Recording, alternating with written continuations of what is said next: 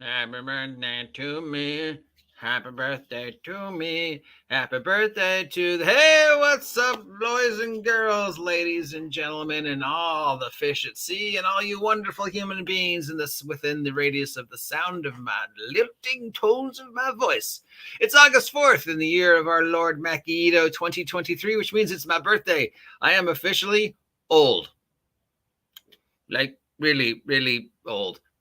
And it's Friday, which means, as we have done every Friday for the past couple months, we check out what's happened in the OGL.OSR post January OGL Wizards of the Coast disaster to see if all the people who made promises during January have kept to them, how the gaming industry has changed and evolved and broken free of the black hole that is Wizards of the Coast, or if a bunch of people made promises that they turned out they wouldn't keep. I mean, let's face it, for every person that was truly angry and upset and willing to take a stand against Wizards of the Coast, there were plenty of people who were just using it to clout chase. And then the second the Manic Panic ended, they're back to kowtowing to Wizards of the Coast to try and get some of that much, much needed D&D rep. I mean, whether it's people who are bad-mouthing Wizards of the Coast or bad-mouthing old school gamers, or people who claimed they were gonna, but then didn't, Ginny D. Yeah. But meanwhile, we have several companies who said they were going to do stuff post OGL January. Right now, the only person who actually has done any of the things they said they were going to do is Kelsey Dion from Shadow Dark. It's August. So January, February, March, April, May, June, July, August. We're 7-8 months in. The only one who's actually produced anything still, Kelsey Dion from Shadow Dark. And continuing to produce stuff, both herself and through other people, stuff for Shadow Dark. And then, of course, there's Level Up 5e, who never stopped making stuff. But as for Kobold and the others, let's take a look. So it's been a week since the last we checked up on Kobold. What new news do we have for Tales of the Valiant? Kickstarter is done. It made about $1 million, but it definitely did not make the money they thought it was going to make. In fact, Kelsey Dion in her Shadow Dark Kickstarter ended up making more money than Kobold Press did for Tales of the Valiant. We've been checking every week to see what is new from Tales from the Valiant.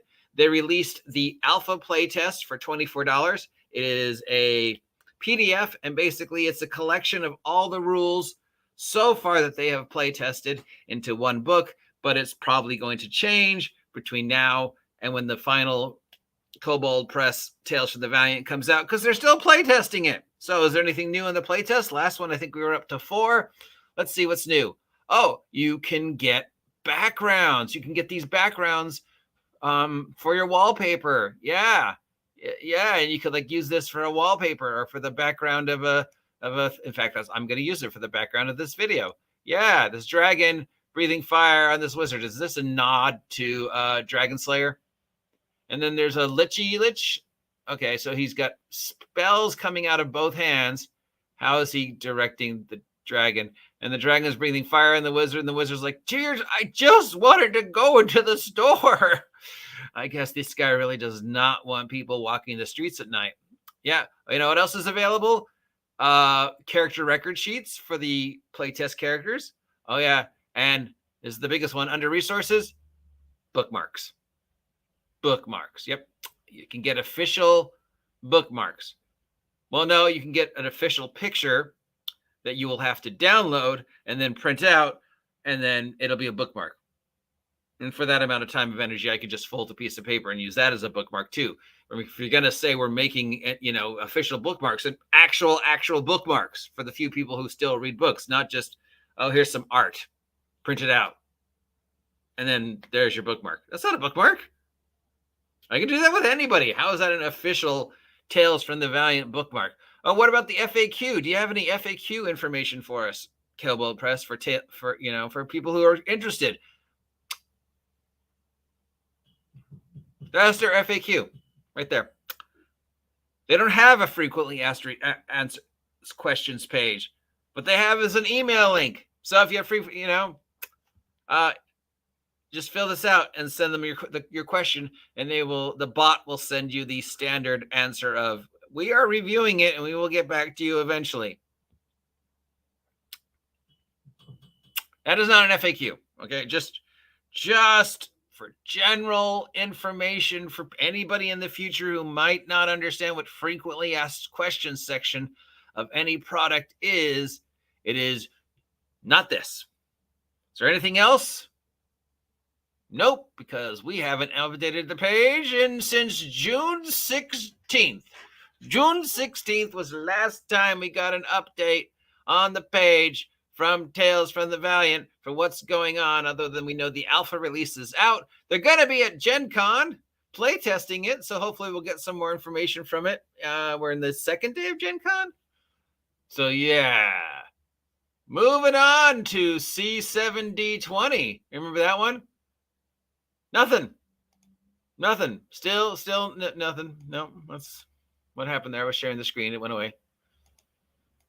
So remember when Crucible 7 said they were going to do their own take on a 5e alternative because how angry they were about what the Wizards of the Coast was doing with the OGL. Mind you, you can still use the OGL.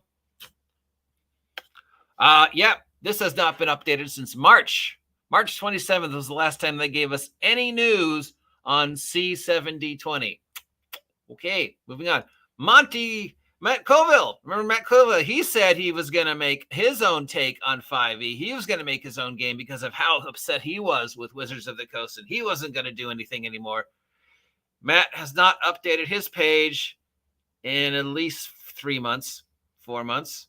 It looks exactly the same, and there is no announcement of him doing anything other than the usual stuff he's always been doing.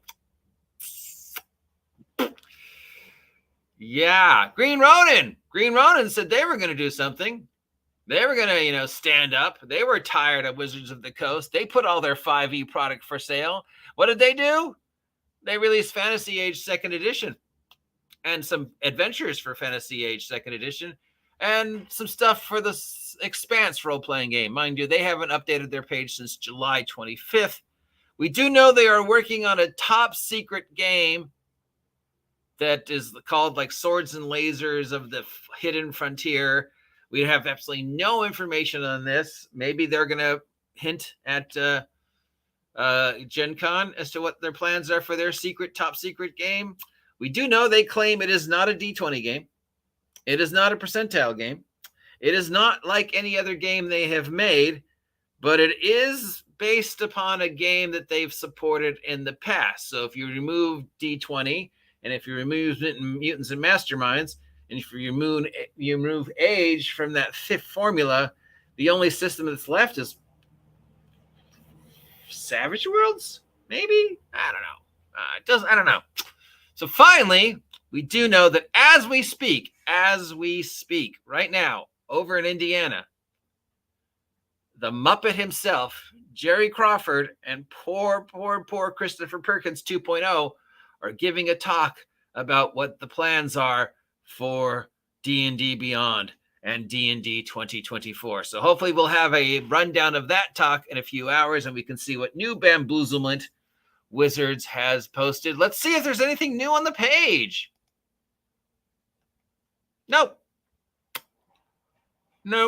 You can still survey playtest number 6. Mind you, there was no playtest number 6, but you can still survey playtest number 6 until August 17th. So if you want to give them your opinion of what they changed in 5e, all those unnecessary changes they're making to 5th edition, because no, it's not a brand new edition. It's just something completely different. No, it's not something completely different. It's a brand new edition. No, it's not a brand new edition. We're just taking everything and re-releasing it in a brand new way to make it more compatible. Mind you, all the numbers, all the math, everything is completely different, but it's not a new system.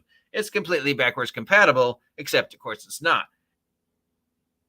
Once again, Wizards of the Coast, Hasbro, you should probably just stop letting the people from Wizards of the Coast give your press releases. Keep Jeremy Crawford away from a microphone. Keep Kyle Brink away from a microphone. I can't imagine what kind of damage those guys are doing to you right now in regards to the future. So yeah, no new news on Tales from the Valiant. No new news on C7D20. No new news on the Matt Colville game. No new news of the top secret game that Green Ronin is making. And no new news on Unearthed Arcana / Dungeons and Dragons 2024, except apparently there are 70 new feats and giants that are going to be totally. What is really the point of releasing a book with a whole bunch of new feats and a whole bunch of new races and a whole bunch of new game modifications to 5e if in a few months you're releasing brand new Player's Handbook, which is completely different? Therefore, it's just, you shouldn't, I don't know. It seems pointless. Just should not have released a splat book. Probably some adventures would have just released a couple adventures, because adventures can convert easily. Okay, so that's it. That's it. That's all the D20 OGL news I have. Oh wait, there was one more. The one that we were really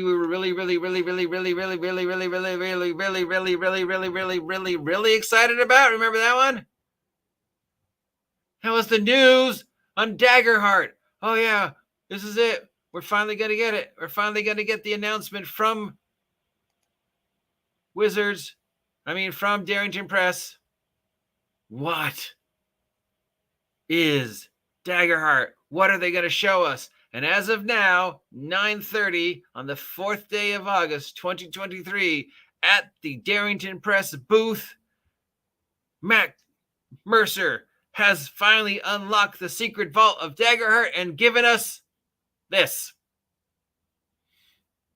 A crocodile holding a drink and a cat-eared elf lady. That is it. That is the 2 pieces of promotional art for Daggerheart so far. A crocodile in a hat with a cat. That cat's going to get eaten. And cat lady. No rules. No announcements on what the rules are. Nothing about it. No, they're going to be doing a live play there. No, they're going to be doing a live play of Candle Obscura, which already nobody cares about Candle Obscura, guys. I hate to say it. You dropped the ball on Candle Obscura. I mean, it feels like once it was out, you kind of just gave up on it. I mean, once a month of us watching you play it, and of all the systems you picked doing basically a Call of Cthulhu Victorian horror scenario. There's no audience for that. Okay, I hate to say it, but of all the things you could have chosen, especially from your vast repertoire of things you've done before, you chose spooky. If you're going to do spooky, you do spooky in October. And this is it? This is all we get? Well, hopefully you still got a day and a half. You still got all the rest of today, and you still got the rest of tomorrow to give us an actual announcement for what you have planned for Daggerheart. Otherwise, you are disappointing a lot of people, guys.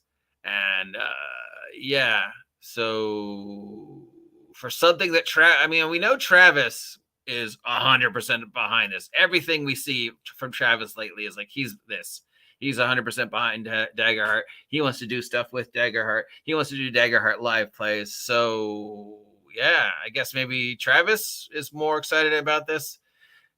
I don't want Mercer to go back to Wizards. There's no reason for Mercer to go back to Wizards. I don't think the fans care. They'd see them play Campaign 4 in any system. They just want to see a Campaign 4. And if they pick Daggerheart, great. It's great for everybody involved, and it's a huge kick in the nuts to Wizards.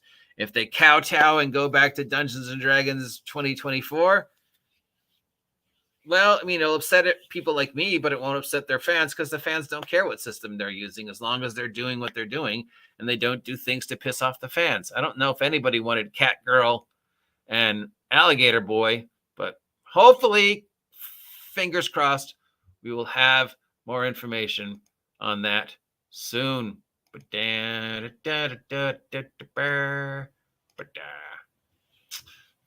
Crap phone, RuneQuest. I will see if any news from RuneQuest has come out post Gen Con, buddy, and I'll do that in a separate video. This is just the video about the weekly news of the post OGL January disaster film and seeing if any of the companies who made promises about what they were going to do and how they were going to fight the power of Wizards of the Coast actually kept to their promise. And so far, it's Kelsey. Congratulations, Kelsey Dion. You won the OGL war. You're the only one who stood up, made a promise, did what she said she was going to do, made $1 million+, is publishing like a madman, and stands on the top of the mountain of the skulls of her OGL competitors going, hey, I actually did something and I had no budget. All you mainstream motherfuckers with billion-dollar budgets are doing nothing. So it's really disappointing that she's the only victor from the OGL wars. Unless, of course, you count Level Up 5e Advanced. Level Up 5e Advanced was around before the OGL war. They're still around. They're still making stuff. A day does not go by that I don't get news on that. So, yeah. But it's 9 o'clock here. So that means it's what, 11 o'clock in Indiana? So it's still early. We're going to have Wizards of the Coast news shortly because they're there now. I suppose there's just a line of people going, you know what? I had a lot of trouble sleeping last night, so I'm going to go watch the Jeremy Crawford talk because that'll put me to sleep right away. Poor Christopher Perkins 2.0. Poor Christopher Perkins. I feel bad for you, Chris. I really do. Because we know every time we see Chris that he is just biting his teeth and how much he hates the direction things are going, but he has no choice because he sold his soul to Hasbro.